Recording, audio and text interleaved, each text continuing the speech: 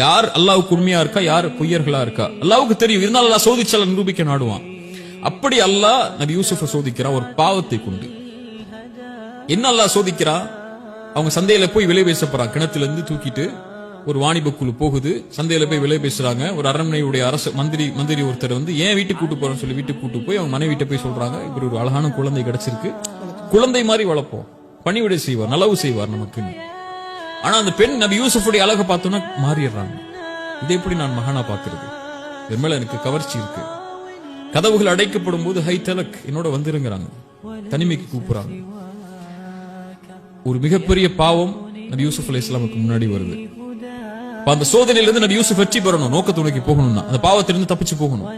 ஷைத்தான் இழுக்கிறான், அல்லாஹ் சோதிக்கிறான். என்ன செய்யறது? கால மஅதல்லாஹ்,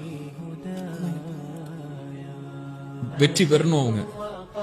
கால மஅதல்லாஹ், அல்லாஹ் அல்லாஹ் என்ன பாதுகாக்கட்டும்.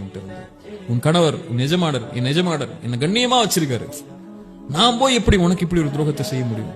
பெண்ணே, நான் உன்னை தாய் மாதிரி பாக்குறேன். எந்த இருள் இருந்தாலும் எந்த கதவுகள் அடைக்கப்பட்டிருந்தாலும் ரப்பு என்ன பாக்குறான். அவன் ஒரு வேறொரு நோக்கத்தை நோக்கி அனுப்பி வச்சிருக்கான்.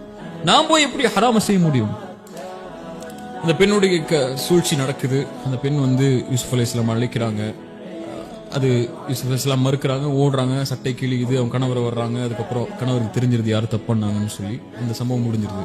அதுக்கப்புறம் ஊர்வாசிகள் எல்லாம் பேச ஆரம்பிக்கிறாங்க, இப்படி அரண்மனையில் இருக்கக்கூடிய ஒரு பெண் வந்து இப்படி ஒரு அசிங்கமான காரியத்தை செஞ்சிட்டாலே அப்படின்னு சொல்லி. அப்ப அந்த பெண்ணுக்கு ஒரு குற்ற உணர்ச்சி இருக்கு, நான் ஏன் செஞ்சேங்கிறது எல்லாரும் பாருங்க அப்படின்னு சொல்லி அந்த ஊர்ல இருக்கக்கூடிய எல்லா பெண்களையும் அழைக்கிறாங்க. அழைச்சு அந்த பெண்கள் கையில ஒரு பழத்தையும் ஒரு கத்தியும் கொடுத்து நபி யூசுஃபை வெளியே வர சொல்றாங்க. நபி யூசுப் வெளியே வர்றாங்க. அந்த பெண்கள் நபி யூசுஃபை பார்த்த உடனே அந்த அழகுடைய மயக்கத்துல பழத்தை இருக்கிறதுக்கு பதிலாக கையை அறுத்துறாங்க. இவர் மலக்கு, இவர் மனிதரே கிடையாதுங்கிறாங்க. அப்பதான் புரியுது, இந்த அழகுதான் அந்த பெண்ணை வந்து கவர்ச்சிக்கு உள்ளாக்குச்சு. இப்ப இந்த அழகுனாலதான் நபி யூசுஃபுடைய அழகுல மயங்கிதான் அந்த பெண் போனாங்கன்னு சொல்லி அந்த பெண் மேல இரக்கம் கொண்டு நபி யூசுஃபை நிர்பந்திக்கிறாங்க.